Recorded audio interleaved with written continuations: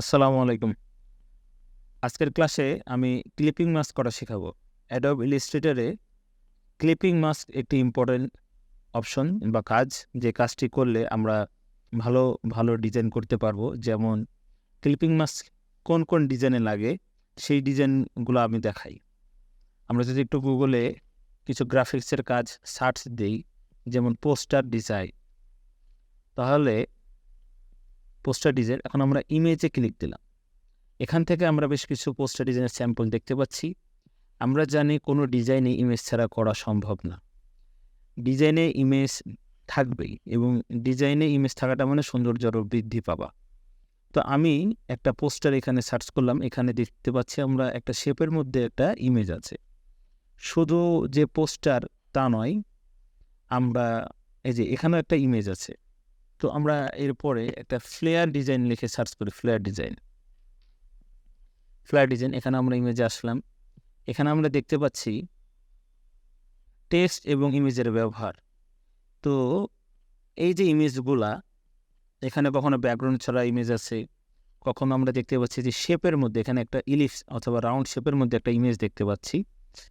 আবার এখানে একটা রিঅ্যাক্টেঙ্গেল শেপের মধ্যে ইমেজ দেখতে পাচ্ছি, অথবা আমরা বলতে পারি এটাকে ত্রিভুজ।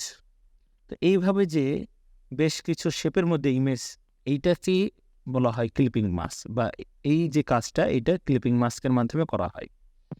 আমি আরও কিছু কাজ দেখাই। যেমন আমরা মেনু ডিজাইন লিখে যদি সার্চ করি, মেনু ডিজাইন, ফুড মেনু, রেস্টুরেন্টে যে মেনু ডিজাইনগুলো হয় সেখানে অবশ্যই ফুড মেনু বা ফুড আইটেমগুলো থাকে। তো সেখানে যে ইমেজগুলা প্রেজেন্টেশন করা হয় সেটা যদি আমরা মাস্কিংয়ের মাধ্যমে করে থাকি তাহলে ইমেজের প্রেজেন্টেশনটা দেখতে সুন্দর দেখায়। তো এই যে হট ডিশে সেখানে অনেকগুলো ইমেজ দেখতে পাচ্ছি। সেই ইমেজগুলো কিন্তু কোন একটা রাউন্ড শেপের মধ্যে রাখা আছে। তাহলে আমরা বুঝলাম যে আসলে ইমেজের ব্যবহার ডিজাইনের মধ্যে একটি ইম্পর্টেন্ট পার্ট। এখন আমরা যদি সুন্দরভাবে ইমেজটাকে ডিজাইনে ব্যবহার করতে পারি তাহলে আমাদের ডিজাইন সুন্দর হবে। সেই জন্য আমাদেরকে শিখতে হবে ক্লিপিং মাস্ক। তো আমরা এখন ক্লিপিং মাস্ক করব, সেজন্য আমরা সফটওয়্যারে আসি। আমি নিয়মিত যেভাবে পেজ ওপেন করতে হয়, ক্রিয়েট নিউ পেজ ওপেন করলাম এবং আমি এখানে ওয়েব ভার্সনে থেকে একটা ওয়েব লার্জ একটা পেজ নিই এবং পেজের colour mode 8 GB, screen resolution high দিয়ে পেজটা ক্রিয়েট করি।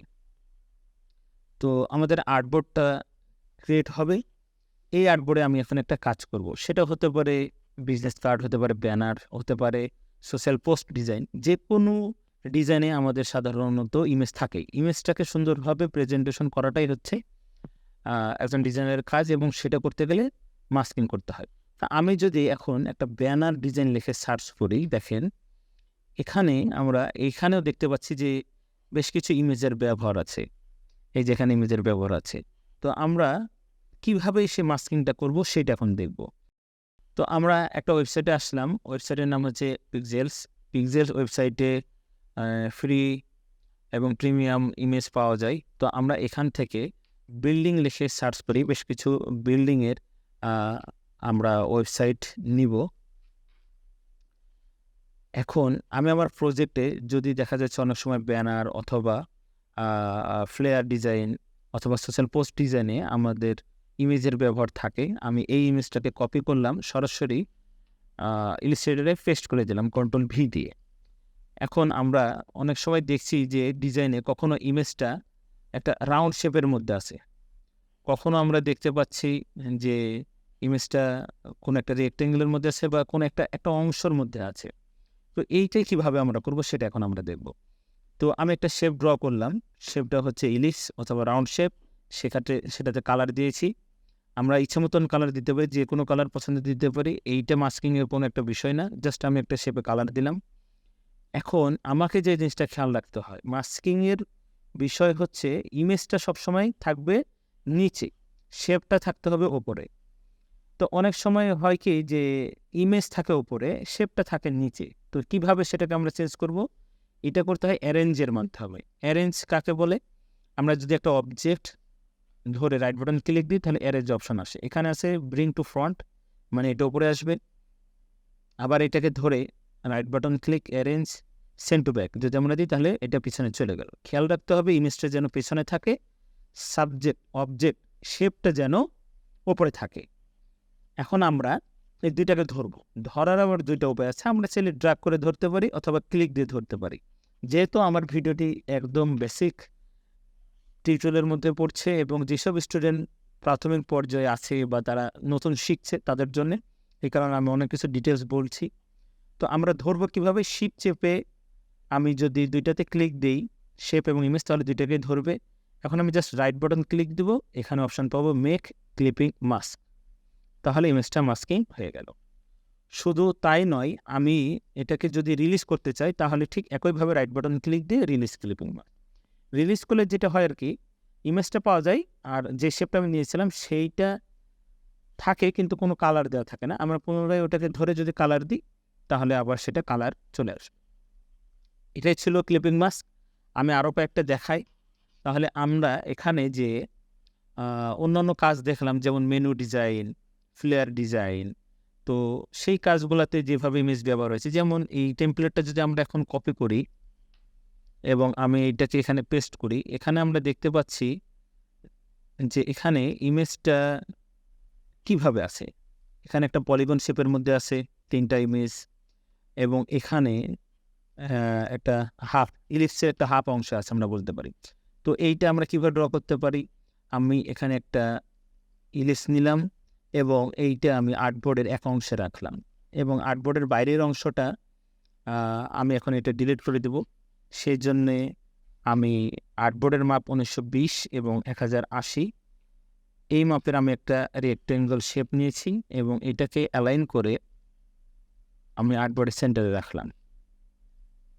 এখন আমি উভয় দুইটা শেপটাকে ধরে শেপ বিল্ডার টুলের মাধ্যমে আমি বাইরের অংশটাকে বাদ দিয়ে দিলাম এবং আর্টবোর্ডের মাপে যে শেপটা নিয়েছিলাম সেটার কালার আমি সাদা দিলাম।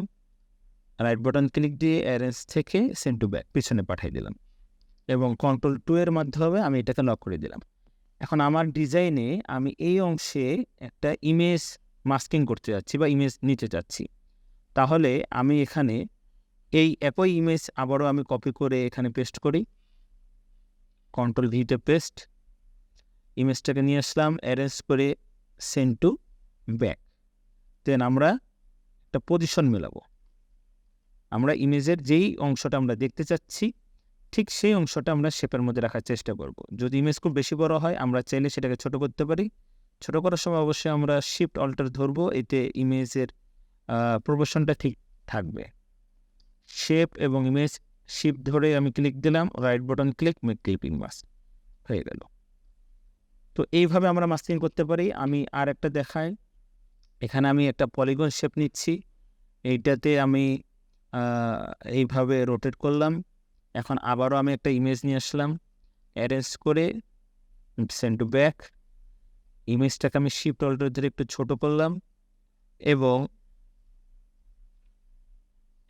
আমি শেপ ইমেজ ধরে right button click, make clipping mask. তো এই ছিল আমাদের আজকের একটি টাস্ক, ক্লিপিং মাস্ক।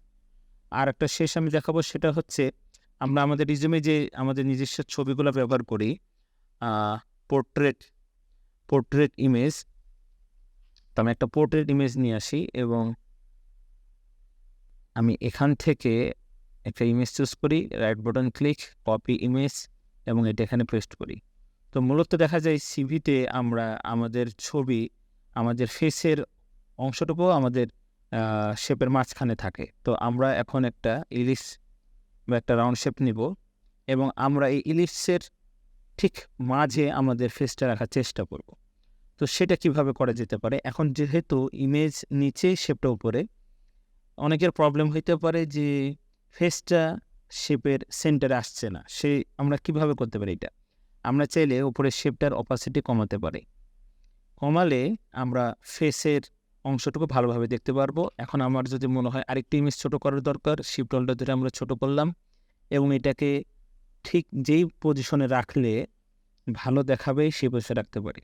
এতটুকু খেয়াল রাখতে হবে ইমেজ থেকে যেন শেপটা বড় না হয়ে যায়, তাহলে ইমেজের কোনো অংশ বাদ পড়বে। এখন আমার এইটা ইমেজটা ঠিক শেপের মাঝে আছে এবং শেপের চেয়ে বড় আছে।